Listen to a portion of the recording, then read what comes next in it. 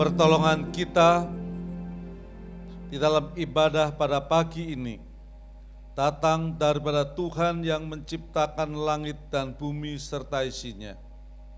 Tuhan yang setia sampai selama-lamanya dan tidak pernah meninggalkan perbuatan tangannya. Turun atas saudara sekalian anugerah dan sejahtera daripada Tuhan kita Yesus Kristus. Pada saat kami berkumpul di dalam rumah-Mu Tuhan, kami akan menyaksikan akan 24 daripada saudara-saudara kami yang dimana mereka mengakui percaya bahwa Engkau sebagai Tuhan dan Juru Selamat di dalam kehidupannya. Dan pada hari ini mereka akan dibaptis. Kami berdoa Tuhan, biarlah Engkau sendiri yang akan menolong di dalam kebaktian ini. Engkau sendiri yang akan memimpin dan Roh Kudus sendiri yang hadir di tengah-tengah kami, melawat setiap kami yang hadir, terlebih bagi calon-calon baptisan kudus, supaya mereka boleh merasakan akan lawatan Tuhan,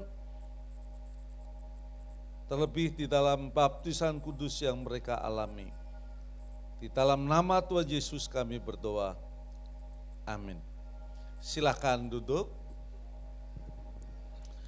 Hari ini ada 24 daripada saudara-saudari kita yang akan dibaptis pada pagi hari ini.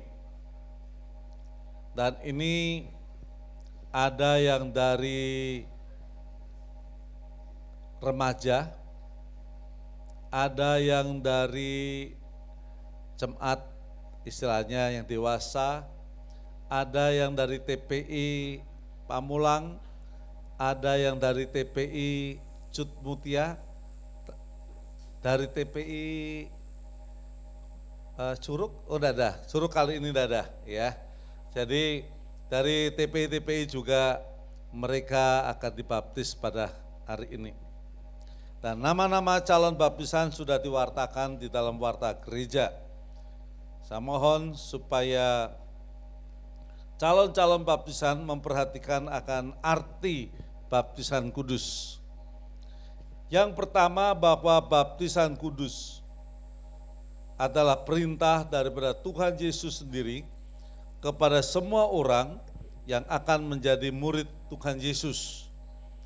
Di dalam Matius 28 ayat 19 mengatakan, pergilah, karena itu pergilah, jadikanlah semua bangsa muridku, dan baptislah mereka dalam nama Bapa dan Anak dan Roh Kudus.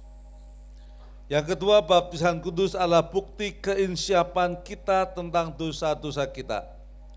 Maka itu sebabnya kita dibaptis dengan jalan selam sebagai tanda hidup yang lama dikuburkan sertanya untuk bangkit dalam hidup baru beserta Kristus. Yang ketiga, baptisan kudus merupakan tanda iman kita bahwa pengorbanan Tuhan Yesus di kayu salib adalah untuk pengampunan dosa kita, sehingga kita dimeteraikan dalam satu tubuh Kristus demi Roh Kudus. Kita yang percaya kepada Tuhan Yesus menjadi anak-anaknya yang beroleh waris kerajaan surga dengan berkat-berkatnya serta kepenuhan Roh Kudus. Yang keempat, baptisan kudus adalah bukti iman kita kepada Tuhan Yesus bahwa sejak saat ini hingga akhir hidup kita dengan sungguh-sungguh bersedia menerima tugas dan panggilan yang baru dari Tuhan Yesus. Kita mengasihi Tuhan Yesus dengan sebulat-bulat hati, dengan segenap jiwa, dan dengan sepenuh akal budi, serta mengasihi sesama seperti diri kita sendiri. Saya mohon untuk calon-calon baptisan supaya dapat berdiri. Saya selaku hamba Tuhan, saya akan mengajukan pertanyaan kepada saudara-saudari yang akan dibaptis dan nanti dapat menjawab ya. Yang pertama, apakah saudara sekarang mengaku bahwa Yesus Kristus adalah Tuhan dan Juru Selamat saudara secara pribadi? Apa jawaban saudara? Yang kedua, apakah saudara yakin bahwa saudara telah diampuni dari segala dosa oleh Tuhan Yesus Kristus? Apa jawaban saudara? Yang ketiga, apakah saudara yakin bahwa Yesus Kristus memperbarui hidup saudara oleh kematian dan kebangkitannya? Apa jawaban saudara? Yang keempat, apakah saudara meyakini bahwa karena saudara sudah percaya kepada Tuhan Yesus, saudara memperoleh hidup yang kekal? Firman Tuhan katakan, barang siapa memiliki anak, ia memiliki hidup. Barang siapa tidak memiliki anak, ia tidak memiliki hidup. Supaya kamu yang percaya kepada nama anaknya, tahu bahwa kamu memiliki hidup yang kekal. Apa jawaban saudara? Yang berikutnya, apakah saudara sekarang mau menyerahkan diri sepenuhnya kepada Tuhan Yesus Kristus? Apa jawaban saudara? Yang keenam, apakah saudara bersedia melayani Tuhan di dalam gerejanya? Apa jawaban saudara? Yang kedua, apakah saudara mau senantiasa mencari bimbingan Roh Kudus serta mau meninggalkan akan dosa? Apa jawaban saudara? Apakah saudara bersedia untuk bergaul dengan Tuhan Yesus melalui doa dan merenungkan firman Tuhan dan tetap setia dalam beribadah? Apa jawaban saudara? Yang terakhir, apakah saudara mau hidup kudus dan juga mau menjadi saksi Kristus? Apa jawaban saudara? Kita telah mendengar akan jawaban daripada calon-calon baptisan. Firman Tuhan mengatakan, hendaklah engkau setia sampai mati, dan aku akan mengaruniakan kepadamu mahkota kehidupan. Roma 6 ayat 4, dengan demikian kita telah dikuburkan bersama-sama dengan Dia oleh baptisan dalam kematian, supaya sama seperti Kristus telah dibangkitkan dari antara orang mati oleh kemuliaan Bapa, demikian juga kita akan hidup dalam hidup yang baru. Saya mohon untuk calon-calon baptisan dapat berlutut, dan saya minta cepat untuk bangkit berdiri. Para majelis dapat bersama-sama untuk mendukung mereka di dalam doa. Kita akan nyanyi Kuserahkan, Kuserahkan.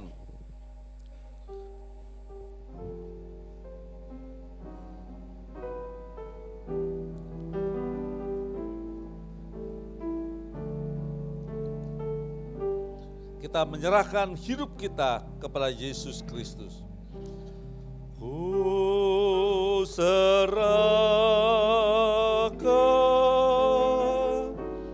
kuserahkan diriku,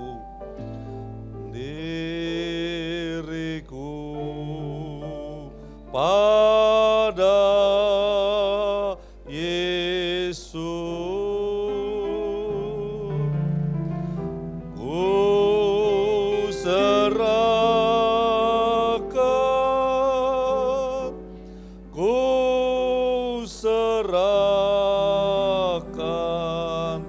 Diriku pada Yesus, diriku pada Yesus. Tuhan Yesus, pujian yang kami nyanyikan, yang juga dinyanyikan oleh para calon-calon baptisan, ini menjadi pengakuan kami di hadapan Tuhan bahwa kami mau menyerahkan akan hidup kami ini, masa muda ini, ke dalam tangan kuasa-Mu sendiri.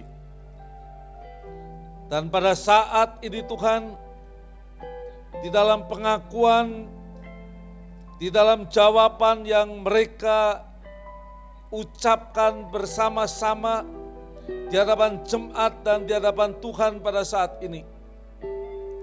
Bahwa mereka mengaku percaya bahwa Yesus Kristus adalah Tuhan di dalam kehidupannya secara pribadi. Dan firman Tuhan juga memberikan jaminan di mana kalau kami memiliki akan Yesus, kami memiliki jaminan keselamatan, yaitu kehidupan yang kekal. Kami berdoa Tuhan, Engkau akan menguatkan iman daripada calon-calon baptisan ini, supaya mereka boleh tetap teguh, tetap kokoh di dalam situasi apapun, di dalam tantangan apapun, supaya mereka tetap bersama-sama dengan Yesus, tetap mempercayakan hidupnya kepada Yesus Kristus. Jadikan mereka menjadi saksi-Mu Tuhan. Jadikan mereka menjadi alat-alat di dalam tangan-Mu, sehingga melalui hidup mereka satu persatu, nama Tuhan dipermuliakan. Terpujilah Engkau Tuhan. Di dalam nama Tuhan Yesus kami berdoa. Amin. Silakan duduk, silakan untuk. Ya, mungkin calon-calon baptisan akan menyanyi dulu, ya. Silakan untuk maju ke depan, sudah di.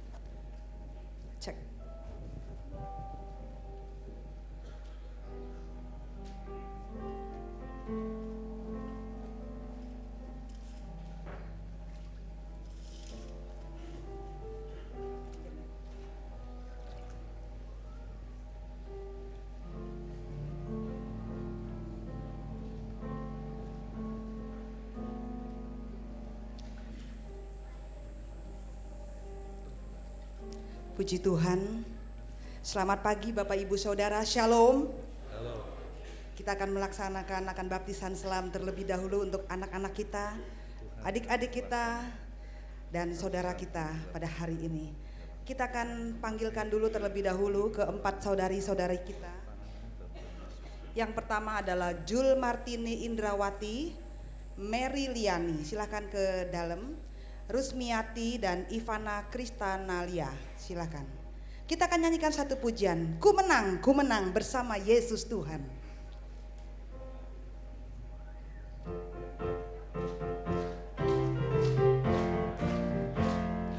Ku menang bersama Yesus Tuhan.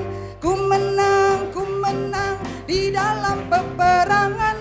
Ku menang atas segala setan. Haleluya, haleluya, ku menang. Ku menang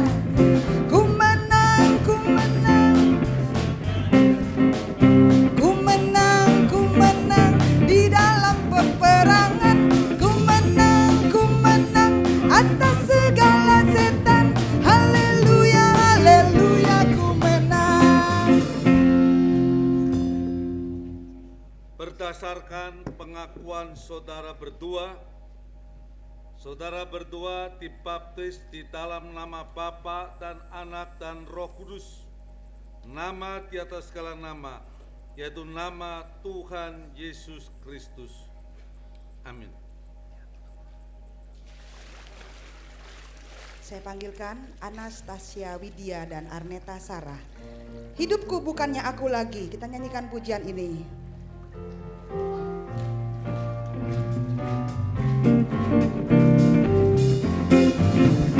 Hidupku bukannya aku lagi, tapi Yesus dalamku.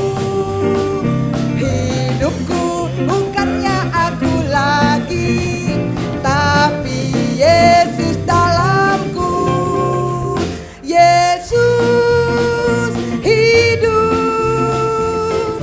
Yesus hidup dalamku. Hidupku bukannya aku lagi, tapi Yesus dalamku. Berdasarkan pengakuan saudari berdua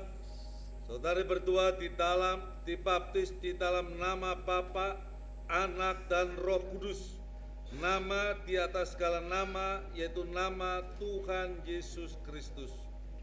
Amin.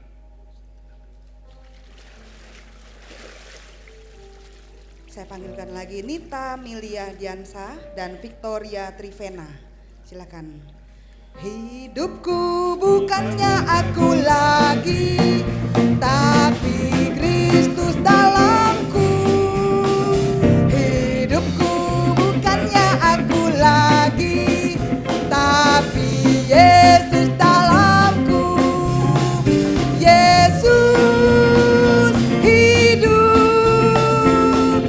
Yesus hidup dalamku. Hidupku bukannya aku lagi, tapi Yesus dalamku.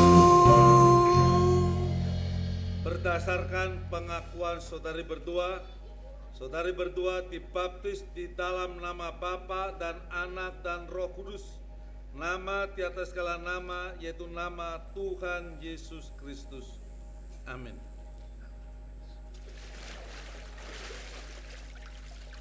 Saskia Kristila Abigail Salindeho, Novelia Spania Putri Anggraini. Glory, glory, haleluya. Kita nyanyikan pujian ini.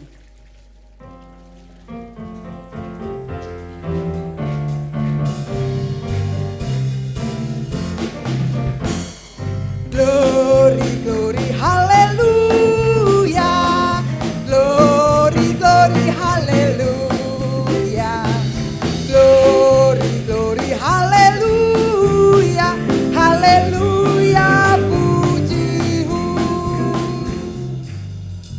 Berdasarkan pengakuan saudari berdua dibaptis di dalam nama Bapa dan Anak dan Roh Kudus, nama di atas segala nama, yaitu nama Tuhan Yesus Kristus. Amin. Gloria Oktaviana dan Elsa Silaban. Glory, glory, haleluya.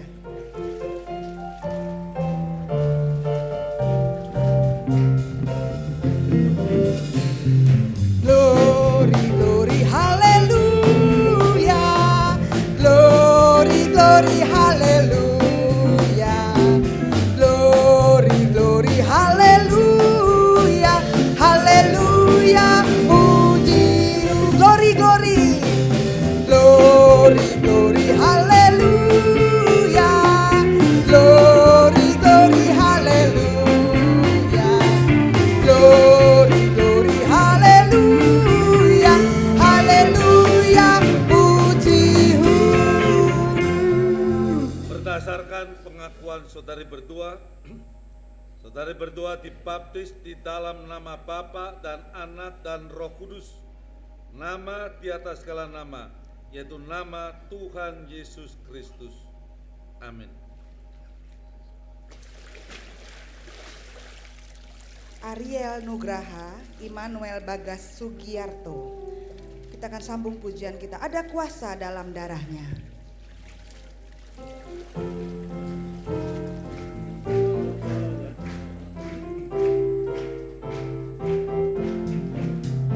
Ada kuasa dalam darahnya, darah domba Allah. Ada kuasa dalam darahnya, darah anak domba Allah. Ada kuasa dalam darahnya, darah domba Allah. Ada kuasa dalam darahnya, darah anak domba Allah. Berdasarkan pengakuan saudari berdua dibaptis di dalam nama Bapa dan Anak dan Roh Kudus, nama di atas segala nama, yaitu nama Tuhan Yesus Kristus. Amin.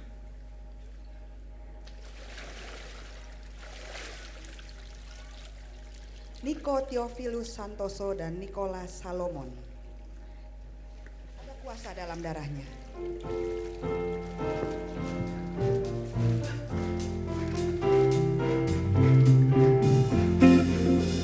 Ada kuasa dalam darahnya, darah domba Allah. Ada kuasa dalam darahnya, darah anak domba Allah.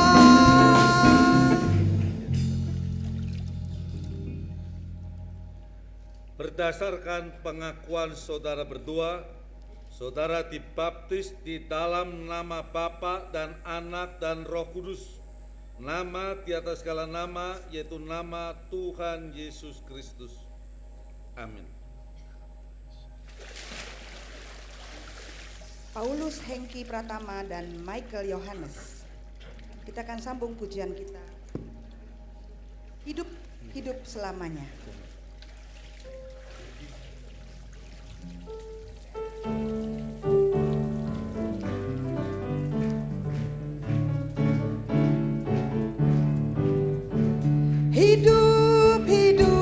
Hidup selamanya. Yesusku hiduplah, hidup selamanya. Hidup selamanya. Yesusku hiduplah. Berdasarkan pengakuan saudara berdua dibaptis di dalam nama Bapa dan Anak dan Roh Kudus, nama di atas segala nama, yaitu nama Tuhan Yesus Kristus.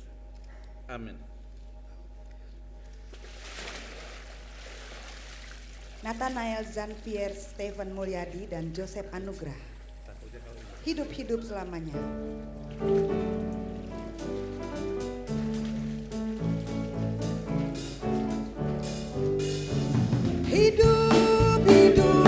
Hidup selamanya. Yesusku hiduplah, hidup selamanya. Hidup selamanya. Yesusku hidup. hidup, hidup, hidup, hidup, hidup selamanya. Yesusku hiduplah, hidup selamanya. Hidup, hidup, hidup selamanya. Yesusku hiduplah. Berdasarkan pengakuan saudara berdua dibaptis di dalam nama Bapa dan Anak dan Roh Kudus. Nama di atas segala nama, yaitu nama Tuhan Yesus Kristus. Amin.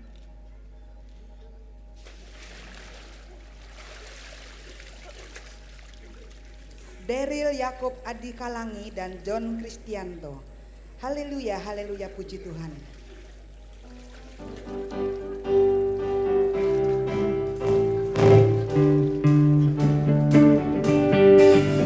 Haleluya, haleluya, haleluya, haleluya, puji Tuhan. Haleluya, haleluya, haleluya, haleluya, puji Tuhan.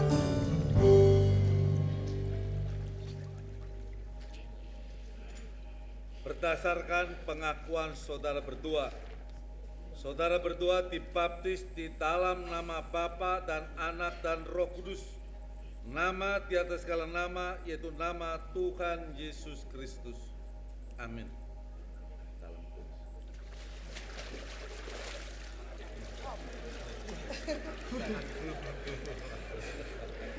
Ya, pelan-pelan ya. Ulang, ulang. Tenang aja, dalam itu.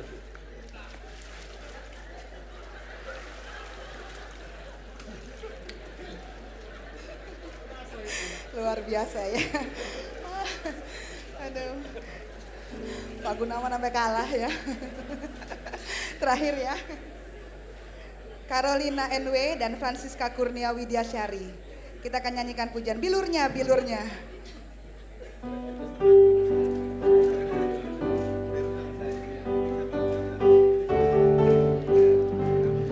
Bilurnya, bilurnya, bilurnya sungguh heran.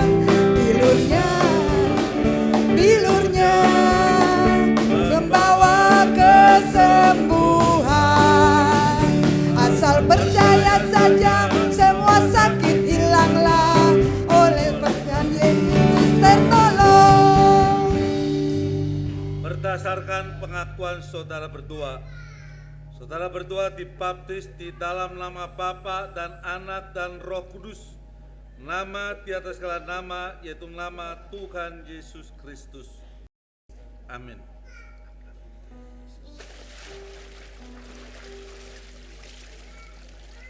Bilurnya, bilurnya, bilurnya sungguh heran. Bilurnya, bilurnya membawa kesembuhan. Asal percaya saja semua sakit hilanglah, oleh Tuhan Yesus tertolong.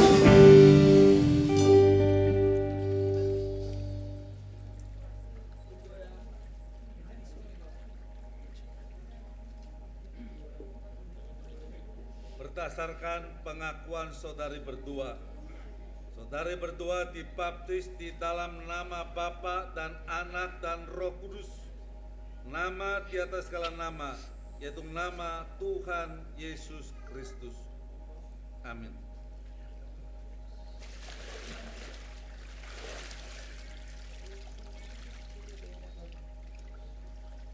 Ya. Cukup ya.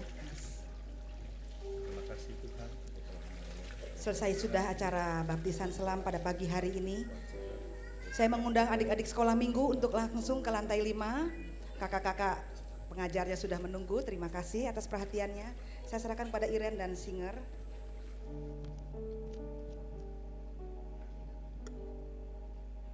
Sungguh suatu sukacita jika kita melihat saudara-saudara kita dibaptis hari ini. Saya undang setiap kita boleh sama-sama bangkit berdiri. Kita akan memuji dan menyembah Tuhan. Sebelumnya berikan salam kepada kanan kirinya. Katakan selamat hari Minggu, Tuhan Yesus memberkati. Sebab kebaikan Tuhan tiada terukur. Dan Dia telah menyelamatkan jiwa setiap kita. Mari kita nyanyikan betapa baiknya Engkau Tuhan.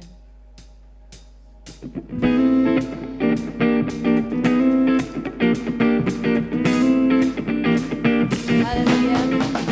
Mari kita bersama-sama puji Tuhan.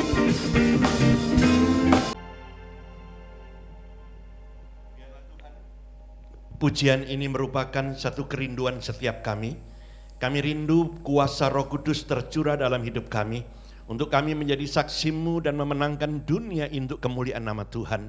Maka itu Bapa, pada pagi hari dalam ibadah ini, kami butuh pimpinan-Mu, kami butuh kuasa-Mu untuk mencengkeram setiap kami, supaya kehidupan kami diberkati firman-Mu, kehidupan kami diingatkan firman-Mu, kehidupan kami dihiburkan oleh firman-Mu, bahkan kehidupan kami terus Tuhan ditumbuhkan oleh firman-Mu di dalam iman kami.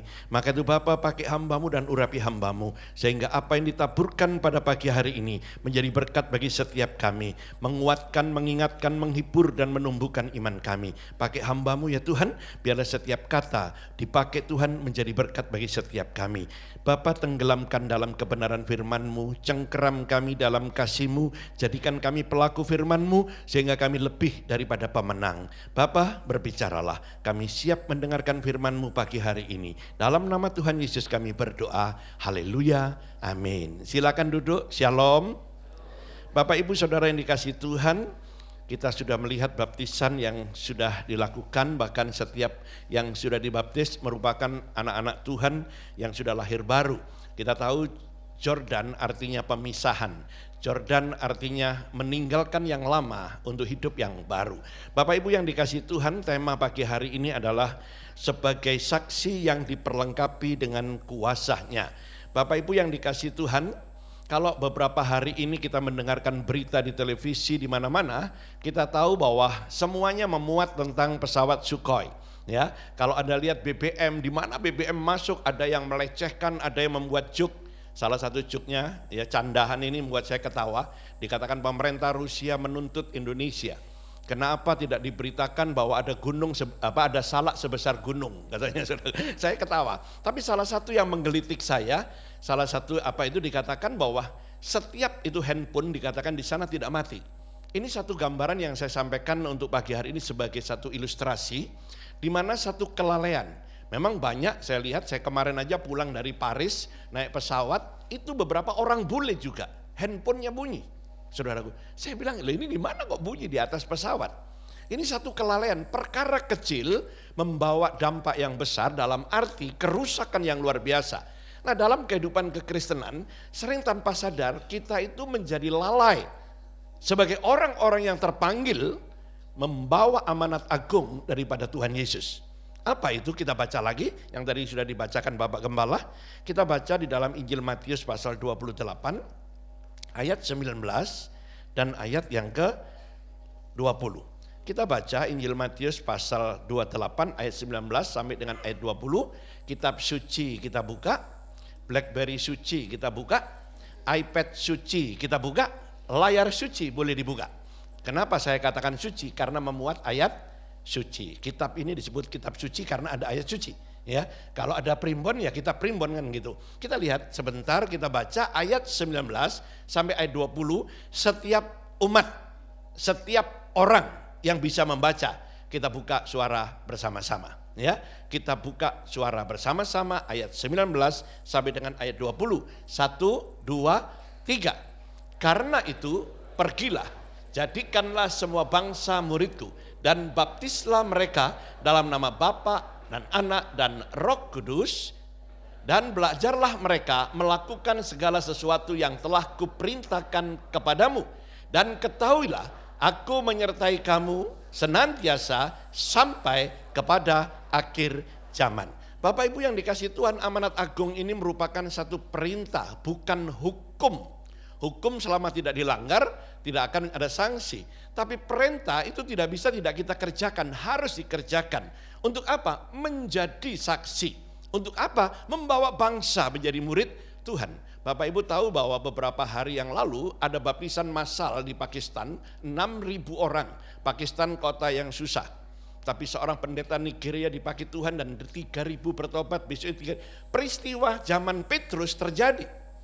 Kuasa Allah mengurapi hamba Tuhan ini dan terjadi perubahan yang dahsyat. Nah Bapak Ibu yang dikasih Tuhan, dikatakan dalam ayat ini kita menjadi saksi. Saksi hanya menceritakan apa yang kita alami.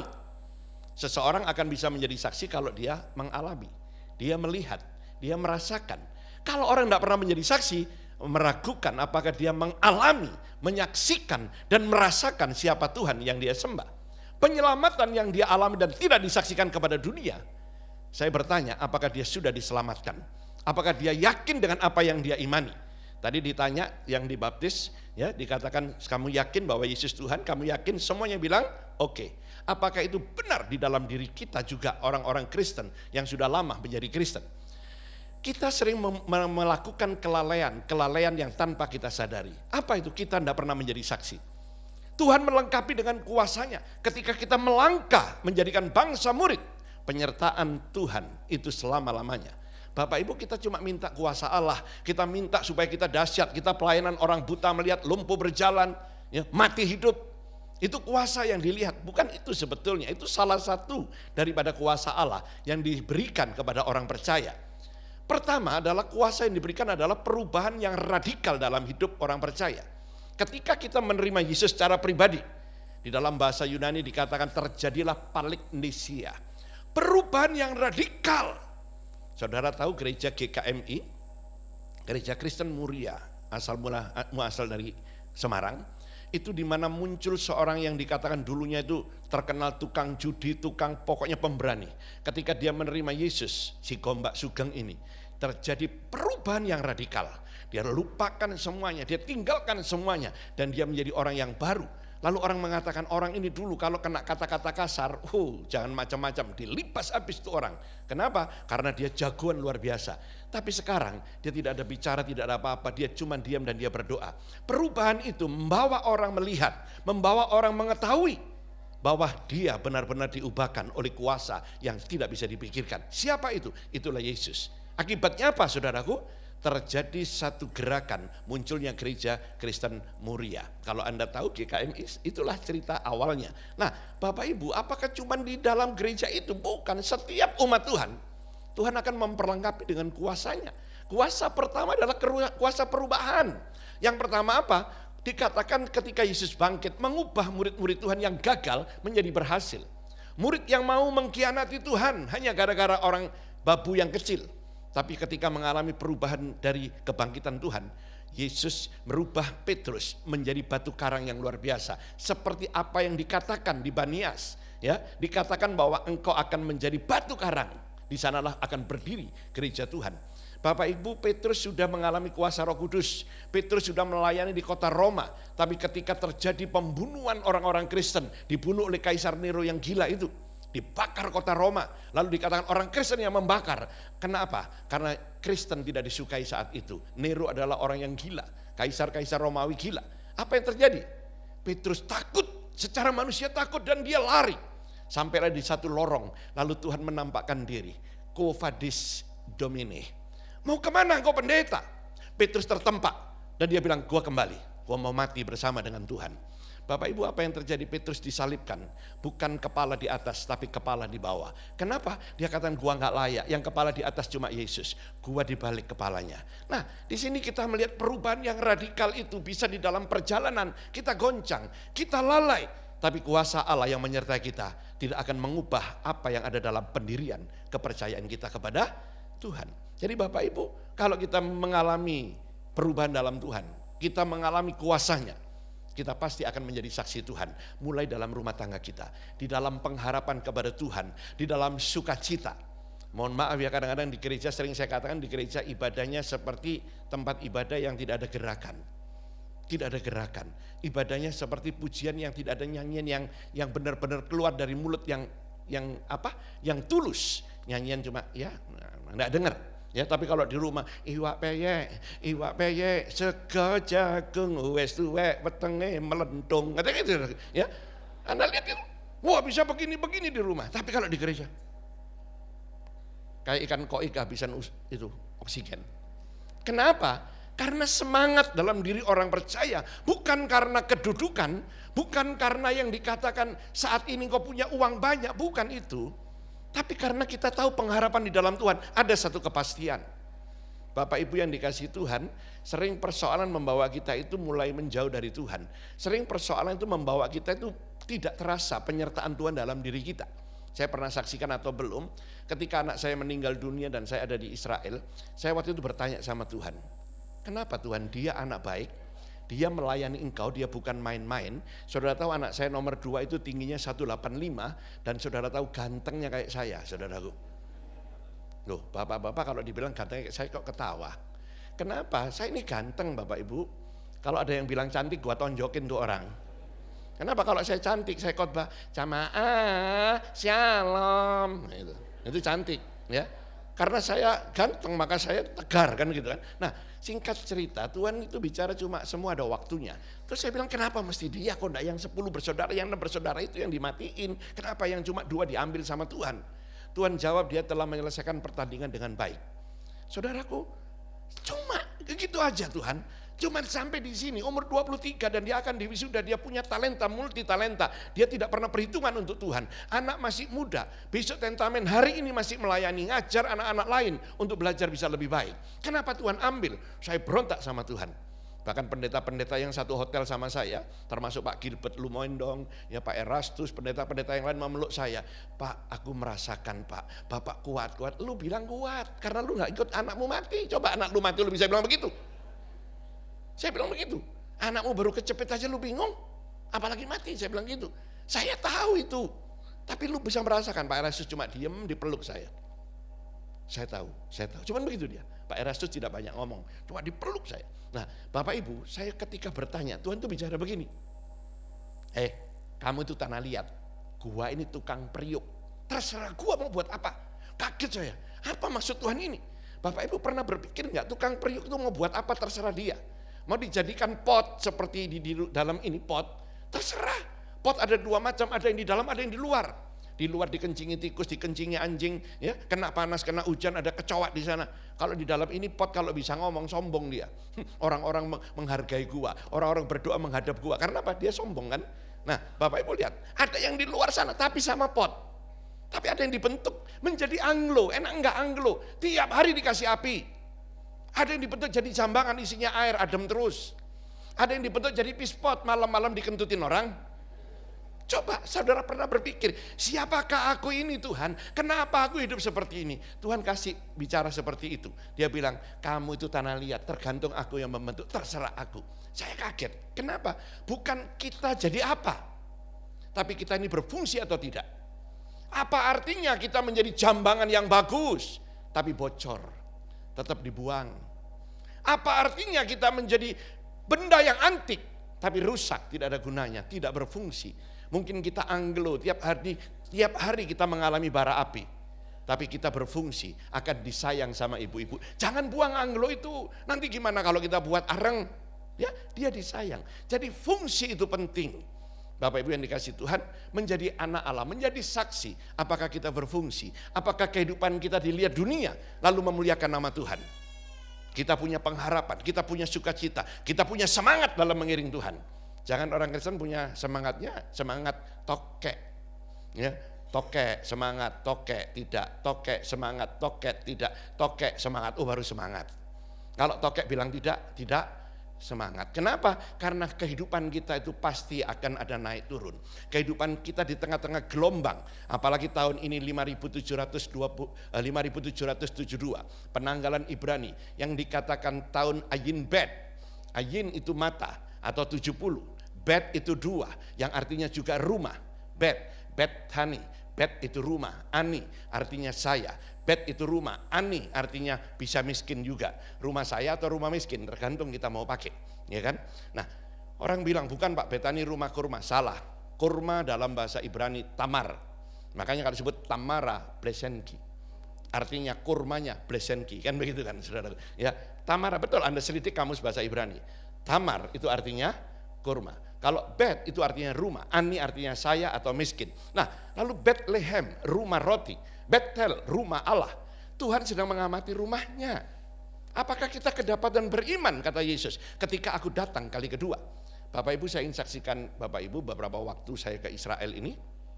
Tahun ini sudah 3 kali Israel, kemarin baru plus Eropa. Nah, Bapak Ibu tahu saya ketemu orang itu bukan Kristen yang ke sana itu. Suaminya pakai begitu putih, topi putih, bukan polisi, gelarnya H bukan Hendrik, ya. Saudara tahu itu ya. Ceweknya semua taplak meja, saudara tahu pakai begitu. Itu rombongan masuk ke Bethlehem, ya. Mereka itu luar biasa. Masuk ke Getsemani, sampai saya bilang sama orang Kristen, saya malu bawa grup orang Kristen. Kok bisa malu, Pak? Ya, Anda itu begitu masuk ke Getsemani bukan doa dulu, foto dulu. Peace. Orang Kristen kalau ke Israel jadi foto model dadakan, walaupun tidak cantik tetap jadi foto model. Mohon maaf, di sini yang ke Israel suka foto bertobat, maksud saya, ya. Loh, foto itu pasti ada selesai ibadah. Mereka masuk itu berdoa dulu, Bapak Ibu. Saya bertanya, Anda siapa? Saya Pak dari Malang, sebagian dari Blitar. Loh, orang agama Islam kan enggak boleh ke sini. Kan di Indonesia aliran Sunni yang paling kuat. Ya, Sunni itu ada beberapa mazhab. Terus dia bilang begini, Pak, saya bukan dari Sunni seperti mereka, tapi saya juga bukan Ahmadiyah. Loh, kamu kelompok apa? Saya Imam Mahdi. Imam Mahdi itu menanti Yesus di awan-awan sebagai hakim yang adil. Cuma menanti sebagai hakim yang adil begitu serius. Kita yang menanti dia sebagai juru selamat, mempelai kita, tapi kita nggak serius. Bapak Ibu perhatikan, kuasa yang dalam diri kita akan menunjukkan kesaksian hidup kita yang diubahkan oleh Tuhan. Itu yang pertama. Yang kedua, Bapak Ibu, dikatakan di dalam salah satu ayat, ya, bahwa setiap orang Kristen dikatakan juga diperlengkapi dengan kuasa untuk berkata-kata. Dikatakan di dalam satu ayat, dikatakan bahwa kamu tidak perlu takut. Apa yang kamu katakan di hadapan para pejabat itu, karena bukan engkau yang berkata-kata, tapi aku yang berkata-kata. Bapak Ibu, kalau Petrus dikatakan seorang nelayan, ya masih lumayan, masih pinter istilahnya, ngomong ada kuasa luar biasa. Saya ingin saksikan Anda, ketika saya dulu di gereja lama, saya ngajar di SMA 2 Madiun, saya juga megang satu pos PI yang ada di kota Magetan. Saya mulai berjalan pelayanan-pelayanan, lalu saya ada satu urapan daripada Tuhan, saya dipenuhi Roh Kudus, saya mulai berubah dalam pola pelayanan. Walaupun itu titik di mana akhir saya melayani, lalu saya harus keluar dari gereja itu dan bergabung dengan gereja Betel sampai hari ini. Bapak Ibu, yang terjadi apa itu? Ada seorang mbok ini gila. Ya, gila udah gila tapi gila waras. Kenapa gila waras? Kadang-kadang waras, habis panen bisa jualan di mana-mana. Belum Kristen. Tapi kalau sudah ke sungai, mohon maaf, cuci pakaian, cuci apa, pakaiannya sudah dicuci semua, baju yang dipakai juga dicuci semua. Lalu dia pulang telanjang, itu barang ditinggal cuciannya. Berarti kan gila banget ini kadang-kadang ya muncul. Kita doakan, terima Tuhan, keluarganya dipulihkan, disembuhkan. Ketika sembuh, benar-benar sembuh, orang namanya buta huruf. Dia itu luar biasa. Kenapa? Dia bisa memenangkan apa? Kelompok perawat yang ada di rumah sakit Magetan, sampai akhirnya muncul persekutuan di sana gara-gara nenek ini. Nenek ini cuma jual lombok, jual durian, apa yang dia panen. Dia pertama ngomong begini, lu tahu lombok ini siapa yang mewarnai? Ayo, kalau Anda ditanya, lu tahu lombok ini siapa yang mewarnai? Anda bisa jawab enggak? Ayo, siapa yang mewarnai lombok?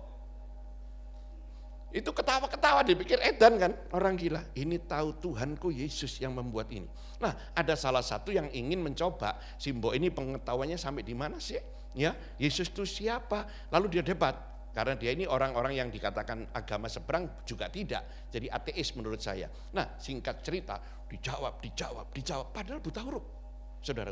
Lalu apa yang terjadi? Dia sekali waktu tidak bisa jawab. Dia bilang, kalau kamu mau tanya jawaban ini, tunggu, saya panggil pendeta gua. Katanya gitu. Wah, saya bilang, wah, gua kalau diajak ke sana bisa berantem ntar. Dikira saya membuat sesuatu persoalan. Saya bilang gini, mbok ajak aja ke sini orangnya. Saya nggak bisa ke sana, nanti akan masalah. Diajak dia, mau tuh cewek. Dan singkat cerita, terima Tuhan dan jadilah persekutuan doa saat itu. Ya, itu yang pertama. Yang kedua, Anda tahu pendeta Yusuf BS, seorang dokter kepala rumah sakit Magetan. Siapa yang bisa nginjili seorang dokter ketika sakit? Ya, mungkin tidak pernah diberitakan ini. Ketika sakit liver, ya, yang membengkak sini dia nggak kemana-mana. Istrinya ada di luar nyapu-nyapu. Tiba-tiba seorang tante ini sudah meninggal dunia. Tante ini buta huruf. Tapi kalau khotbah, tolong bacakan di dalam kitab ini, dan itu tidak pernah keliru. Ayatnya bisa keluar di sini luar biasa. Namanya Tante Pit kalau Anda pernah orang Magetan.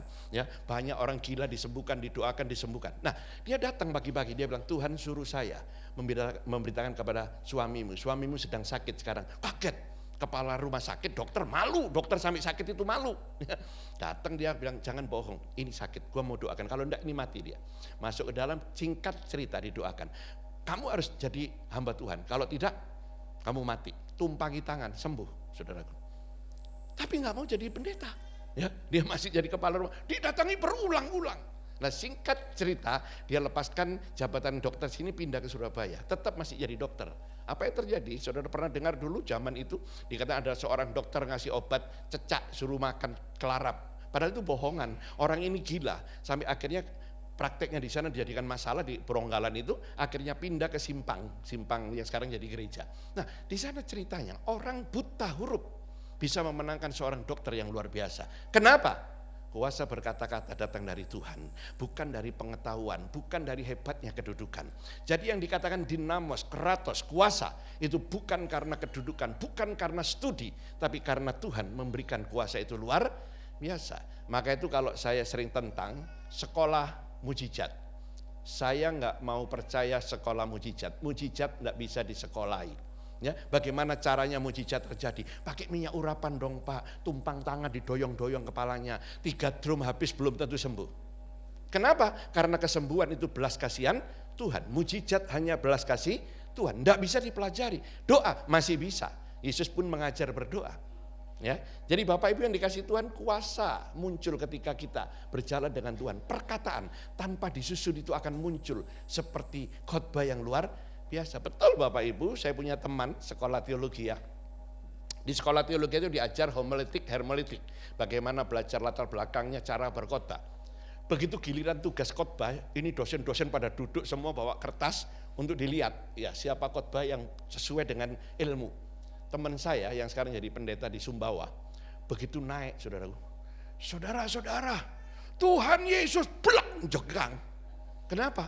Saking groginya saudaraku, tekanan luar biasa, pingsan dia. Kenapa? Karena dia merasa susunannya sudah banyak, tapi hilang semua di sini. Dibuat konsepnya 3 lembar, tapi tidak pernah bisa diingat di sini. Kenapa? Karena dia tidak andalkan kuasa Roh Kudus. Dia hanya pakai logikanya, mesti begini, falsafatnya begini, hilang semua, jengkang pingsan. Yang satu lagi, teman saya nggak pakai konsep, ya model kayak saya begini, cuma outline aja. Lalu apa yang terjadi? Wah khotbahnya bagus, dia dapat nilai bagus. Kenapa? Satu, kuasa berkata-kata itu datang daripada dia. Setiap kita akan diperlengkapi. Oh Anda mungkin seorang pengacara hebat, belum tentu Anda bisa khotbah bagus di atas mimbar. Belum tentu Anda bisa bersaksi dengan baik. Kenapa? Kita bisa mengerti hukum-hukum dunia, kita bisa atur kata-kata dunia. Ketika kita khotbah, kita tidak bisa bicara dengan baik. Kenapa? Hanya andalkan kuasa Tuhan luar biasa. Walaupun kita perlu belajar. Ya, jadi Bapak Ibu, kuasa yang diperlengkapkan kepada kita adalah kuasa untuk berkata-kata. Yang ketiga adalah kuasa untuk melakukan mujizat.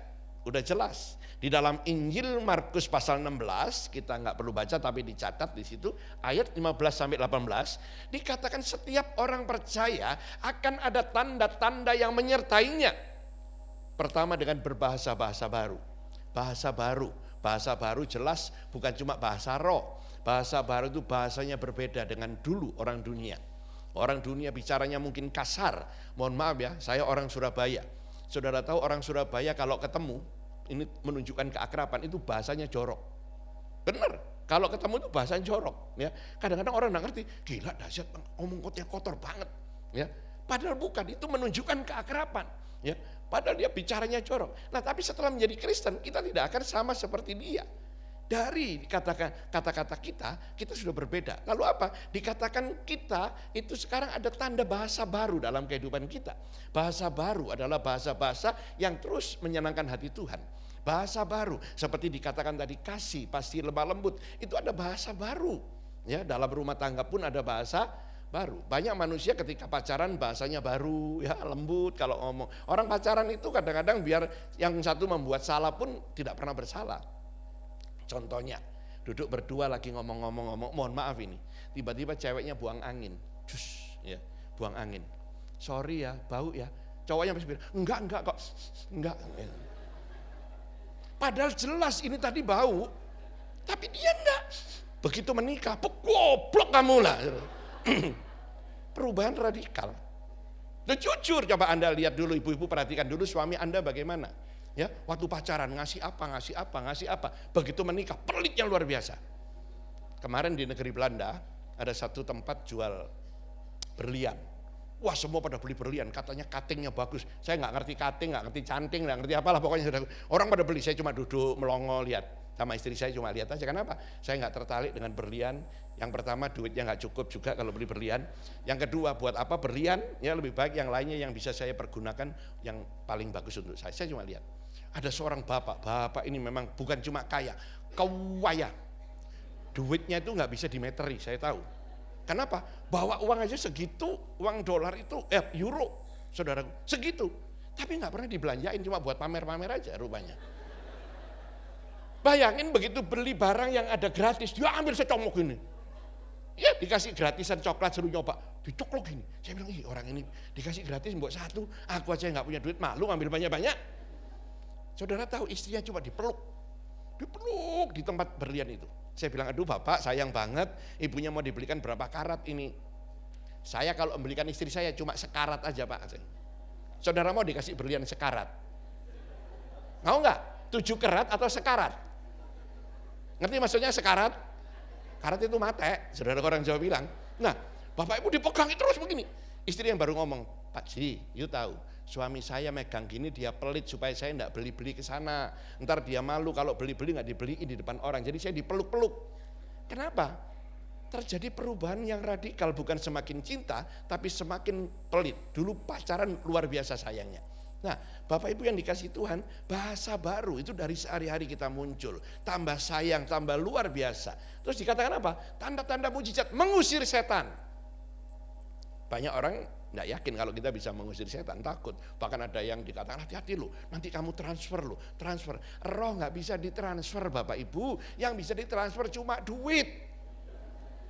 Loh, kalau nggak percaya tak kasih nomor rekening kan masuk nanti. Roh itu nggak bisa. Sering orang masih yakin kita itu punya kepercayaan lama. Kepercayaan lama percaya roh bisa masuk begitu. Orang Kristen yang sudah punya Yesus, hidup benar di hadapan Tuhan, Tuhan memprotek kita. Ada satu Shekinah glory dalam hidup kita. Ada kekuatan yang luar biasa. Bapak Ibu tahu ada kuasa kegelapan di tengah-tengah orang-orang yang begitu Anda masuk. Jika Anda benar di hadapan Tuhan, itu roh bisa tahu. Roh bisa takut. Panas dan lain sebagainya. Kenapa? Karena kita ada otoritas ilahi, ada kuasa Tuhan. Jadi orang Kristen bisa ngusir setan, jangan takut dengan setan. Ya, tempatnya gelap Pak, saya enggak berani masuk. Saya jujur Bapak Ibu, saya pernah berjalan dengan pendeta. Pendeta ini ketika di tempat di Israel itu, di tempat-tempat yang Anda tahu lah kalau pernah ke Golgota versi Katolik, ya, di mana kubur Yesus, dia dekat dengan saya. Katanya, Pak, saya enggak Pak, rasanya enggak enak Pak, tempatnya ini siap Pak. Saya lihat di sana ada roh Pak. Roh itu ada di mana-mana, di dompetmu juga ada roh. Pak, minta minyak urapan Pak, mau diceroti minyak katanya. Loh, emang takut sama minyak urapan? Bapak Ibu, minyak urapan tidak ada apa-apanya loh. Jangan kita kayak film Dracula. Anda pernah lihat film Dracula? Sekarang Dracula tidak takut sama salib, cuma takut dengan bawang putih. Kenapa? Karena itu versi yang melecehkan kekristenan. Kekristenan seolah-olah supaya nggak ada setan, rumahnya dikasih pintunya dikasih salib, kamarnya dikasih salib, kalungnya pakai salib supaya setan pergi. Bukan itu. Setan itu kalah dengan kuasa Tuhan. Ketika kita punya otoritas ilahi, setan itu ngacir. Jangan percaya dengan ajaran sekarang pendeta mengatakan kalau kamar Anda belakang itu kosong, terus tempat tidurnya itu dibiarkan begini, di sana ada setan tidur. Itu ajaran salah. Memang pendeta tahu setan tidur ngorok atau tidak, tanyai sama dia, tahu enggak? Betul, ini ajaran di Kelapa Gading sudah banyak itu. Pak, gimana Pak? Kamar Bapak yang di atas itu setelah anak Bapak meninggal kok enggak didirikan? Kenapa? Nanti ada setan tidur. Biarin aja setan tidur di sana, bawa duit. Saya bilang begitu. Kenapa? Karena ajaran pendeta ini. Itu yang pertama. Yang kedua, kamar mandi kalau dibiarkan kosong, dikatakan itu kayak kuburan. Di sana ada setan juga jongkok. Loh, Bapak Ibu, ini ajaran tidak alkitabiah merasuk dalam gereja. Ya, jadi Anda dan saya punya otoritas ilahi. Untuk apa? Menghancurkan kuasa setan. Setan bisa dihancurkan dengan iman kita. Jangan kita takut ada kuasa apapun juga. Yang penting hidup kita benar di hadapan Tuhan. Nah Bapak Ibu yang dikasihi Tuhan, kuasa yang memperlengkapi kita masih ada banyak lagi. Kuasa menyembuhkan penyakit dan seterusnya dan seterusnya. Saya berikan contoh, kita punya iman, hamba Tuhan akan dipakai Tuhan, setiap kita pun bisa dipakai Tuhan, bukan cuma pendeta. Oh Pak kalau sakit kopok Pak, kalau kupingnya kopok ke pendeta itu Pak, pendeta itu dipakai untuk kopok. Ya, kalau yang agak gila ke pendeta itu Pak, kalau ini, saudaraku bukan dokter spesialis, ya spesialis kopok di sana, spesialis ini di sini. Kalau sakit jantung pendeta ini, tidak ada. Setiap kita anak-anak Tuhan diberikan otoritas ilahi ketika kita hidup benar di hadapan Dia. Di mana kuasa Roh Kudus memenuhi kita. Seperti Kisah Rasul 1 ayat 8. Kamu akan punya kuasa. Untuk apa? Menjadi saksi. Saya berikan contoh ini. Bapak Ibu yang dikasihi Tuhan, saya pelayanan di Surabaya beberapa waktu yang lalu, KKR, di mana polisi-polisi sekarang ini banyak dirubah Tuhan. Jadi konsep kita jangan punya pandangan yang salah terhadap polisi. Dulu polisi dianggap jelek karena polisi memang banyak yang kurang bagus waktu itu. Sekarang polisi terjadi yang dikatakan reformasi radikal. Saya sudah membangun di Surabaya Persekutuan Doa di Polda, sudah hampir 2 tahun. Baru bulan Januari kemarin di Polda Kalsel, itu tidak gampang, saudaraku, muncul Persekutuan Doa. Sampai sekarang kalau Anda ke Surabaya di KP3, Kapolres Tanjung Perak, itu Kapolresnya Kristen. Mojokerto Kristen, ada banyak sekali. Nah, saya disponsori untuk mengadakan KKR di sana, yang di lapangan waktu itu Pak Gilbert, yang di gedung untuk anak-anak muda saya waktu itu. Nah, Bapak Ibu yang dikasihi Tuhan, di sana biasa selesai acara, ya dikatakan saya selalu kadang-kadang altar call. Ketika altar call yang sakit, saya tumpangi tangan dengan minyak urapan. Bukan minyak urapan segala-galanya. Minyak urapan boleh dipakai. Dalam Markus pasal 6 ditulis, juga di dalam Yakobus 5 ada. Pakailah minyak urapan, panggil penatua ketika engkau sakit. Saya pakai. Tiba-tiba maju, banyak yang maju, antri semua. Loh, saya bilang ini udah jam 9, kalau maju semua ini doakan. Kapan selesainya? Bayangin kalau bapak-bapak ini semua maju, saya suruh tumbang tangan, kasih minyak urapan satu-satu. Kapan selesainya? Tapi mereka udah maju semua. Ya udah. Yang 5 di depan sudah saya doakan, ya, lalu mereka pada baris, udah tumbang tangan asal begini, dalam nama Yesus, dalam ceplok aja, pokoknya ada gambaran minyak di sini, udah gitu aja, ceplok sampai selesai. Begitu selesai udah jam 10-an. Ada anak muda datang, Pak Pendeta, minyak urapannya nggak dahsyat. Loh, minyak urapan nggak dahsyat gimana? Minyak urapan Bapak nggak kayak pendeta itu, minyak urapannya begini. Oh ya, saya diam saja. Maksud kamu gimana? Sampai di rumah Pak, itu urapannya terasa. Celeng, katanya begitu.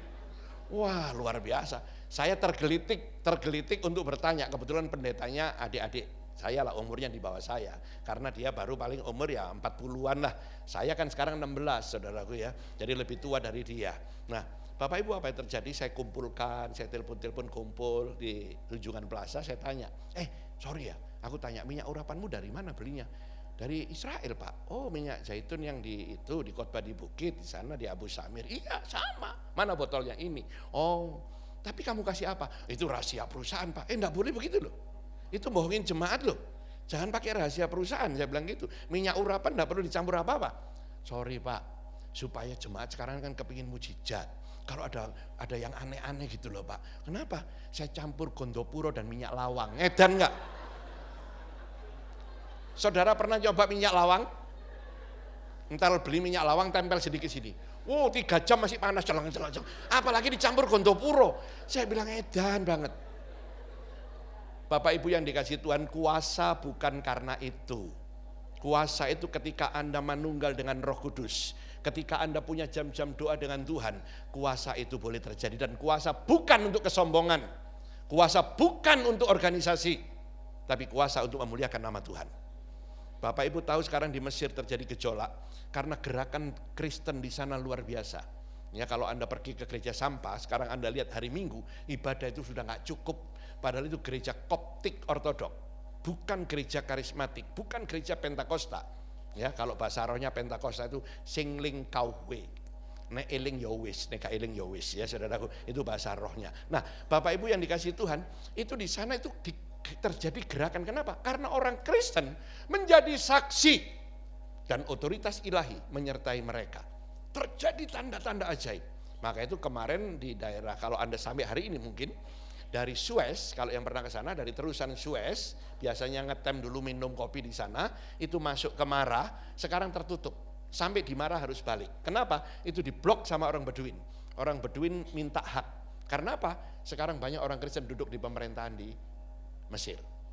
Gerakan Tuhan sedang terjadi dan saya dengar salah satu tokoh dari garis keras di sana itu menerima Tuhan. Kenapa? Dia cuma melecehkan pertama itu, melecehkan si Mossab Hassan Yosef. Mungkin pernah dengar? Mossab Hassan Yosef itu anak ketua Hamas. 2 tahun yang lalu dia menerima Yesus, dia lari ke California takut dibunuh. Di California dia belajar teologi, lalu diisukan dia sebagai mata-mata Mossad.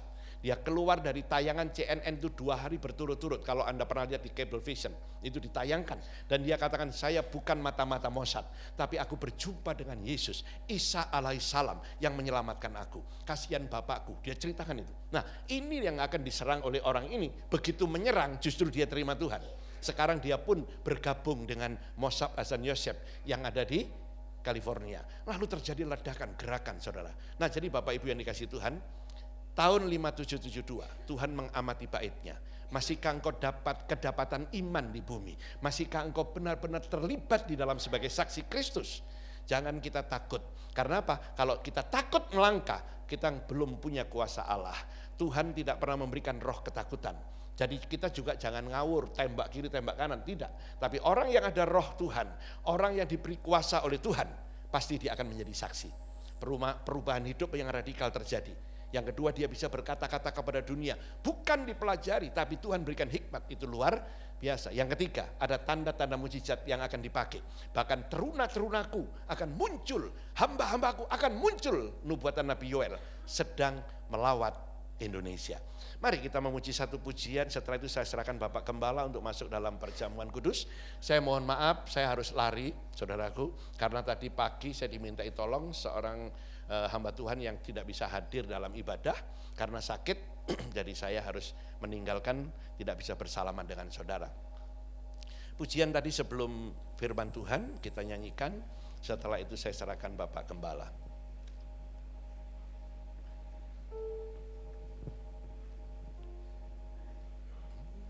Mari singer bantu saya.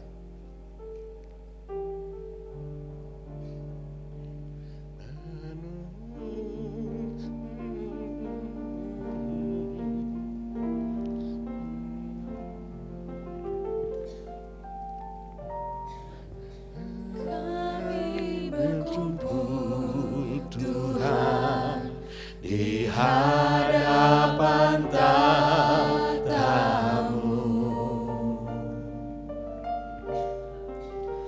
sujud menyembah dalam indahnya hadirat-Mu. Kami rindu curahan kuasa Roh Kudus. Katakan dengan iman.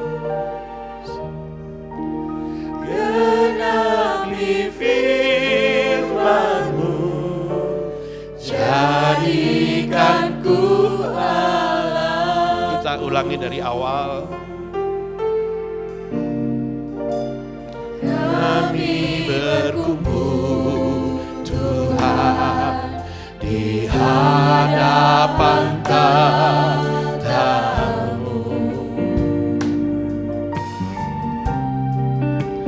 Sujud menyembah dalam indahnya hadirat-Mu. Kami rindu curahan kuasa Roh Kudus.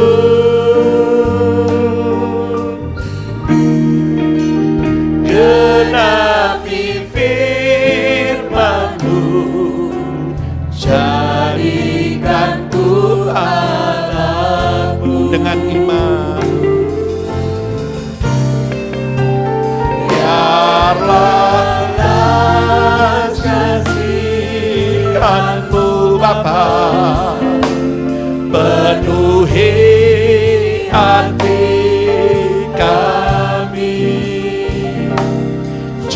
curahkan kuasa Roh Kudus, api kemuliaan-Mu terbakar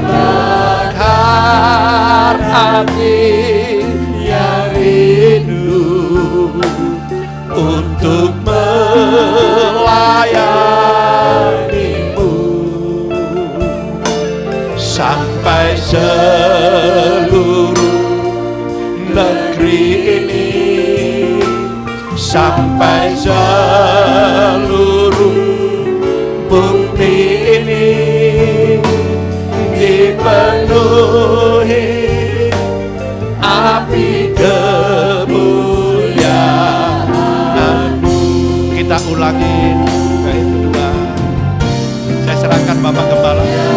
Belas kasihan-Mu Bapa, penuhi hati kami, curahkan kuasa Roh Kudus, api kemuliaan-Mu terbakar hati yang rindu untuk melayani-Mu sampai seluruh negeri ini, sampai seluruh bumi ini dipenuhi api kemuliaan-Mu.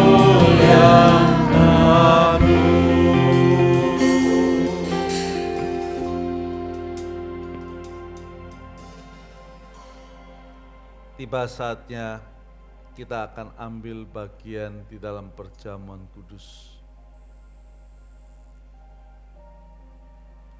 Di depan telah tersedia roti dan air anggur,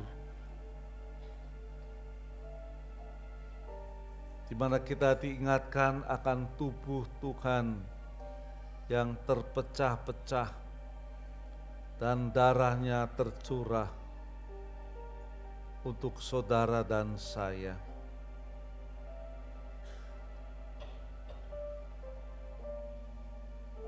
Biarlah pada saat ini kita memeriksa akan diri secara pribadi,